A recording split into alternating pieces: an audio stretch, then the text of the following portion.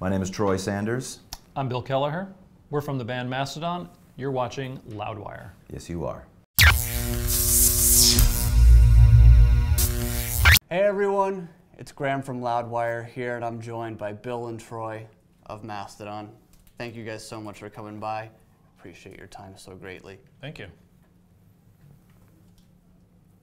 Are we in slow motion now? We got it already. Thanks, man. So, Emperor of Sand, the new record, I've got to listen to it, really enjoying it. Every time I go through, I like it just a little and a little more. And it's another Mastodon album that I feels like a journey from beginning to end. Like I can really feel myself trudging through the desert as this thing progresses. Mm-hmm. What brought you back to like the full album narrative? What brought us back, Troy? Well, more visuals equals more cool t-shirts. That's cool, yeah, the album cover is pretty sweet.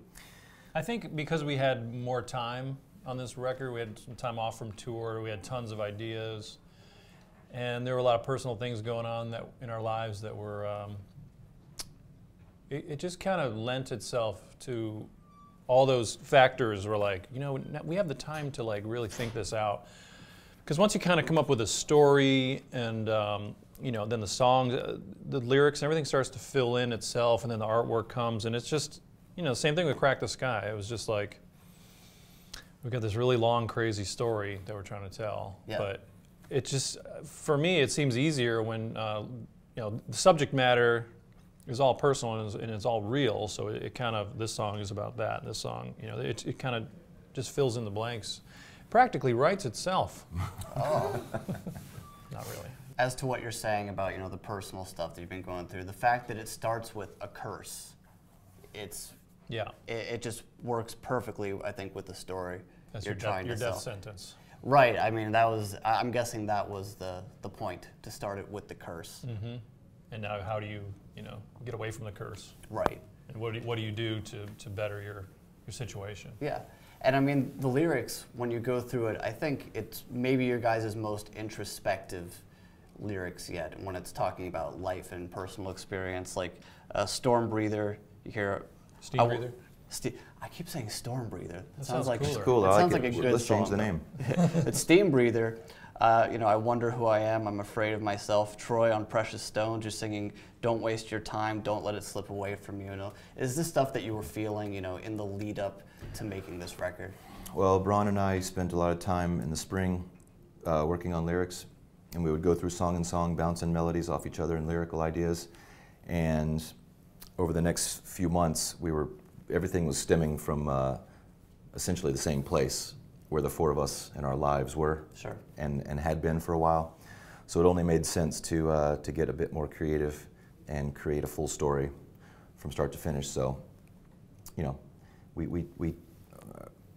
I think it's really cool that we tend to pull from real and dark experiences that we have, and, you know, put some sort of positive light on it and channel that.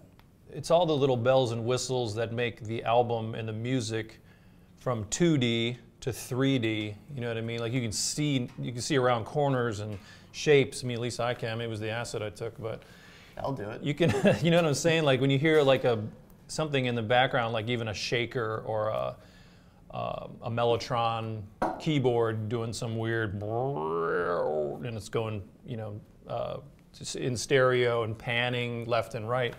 He's a master at all that stuff, and we wanted all that stuff in there. You know what I mean? That's just like candy. It's just like, oh, cool. Let's put some of that. It's just splashing color all around and making it more of a 3D record. I mean, the songs are it's pretty much, they're almost all paced about the same, and they're kind of, yeah. I mean, there are different tempos and everything, but they each have their own qualities, but they're pretty much like straight to the point.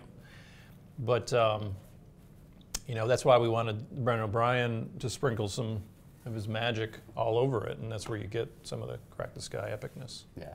A while ago, you announced that you were a year sober and that you were feeling really good. You know, is the continuation of that sobriety sort of part of that triumphant feeling in this record at all? Oh yeah, of course.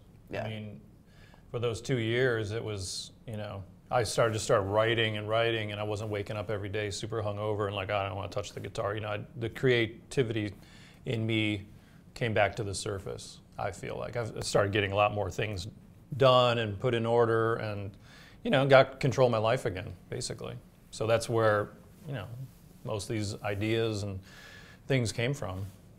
It's just me being on it like as much as I could. Coming from a place where Brent was living in a van by your house, and then you're just this little band from Atlanta. Is it weird to come up and then have people a fan of you as a person instead of, well, as well as the band? And now it goes from like Brent to in the van to like check out the new Brent Hines signature Epiphone guitar. Right. Is it a weird thing to kind of come up with?